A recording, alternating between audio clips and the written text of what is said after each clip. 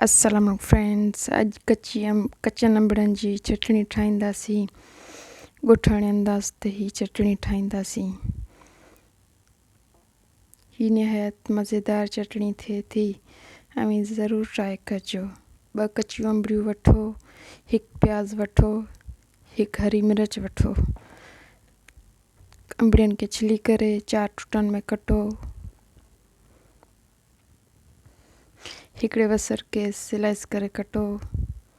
हिकिड़ी अंबड़ी के कुटको लगायो, अलग अलग ऐड करे। सब अंबड़ी कुटजी वञनि त के प्लेट में कढे हाणे बसरनि के कुटको लगाईंदासीं। हिन में कुटियल चटनी मज़ेदार थिए थी उखली मोले में।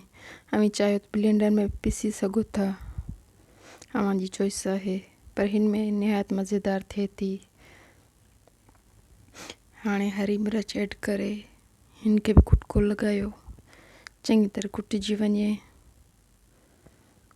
हाणे हाफ टी स्पून ॻाढ़ी कुटियल मिर्च ऐड कयो। हाणे थोड़ो मिक्स करे वरी थोड़ो कुटको लगाइजोसि।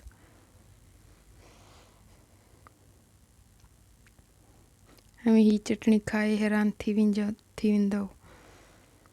हाफ टी स्पून लूण ऐड कयो, वरी थोड़ो कुटको लगायोसि। चटनी तैयार थी वई आहे। वीडियो वणे तो प्लीज़ लाइक सब्सक्राइब कजो।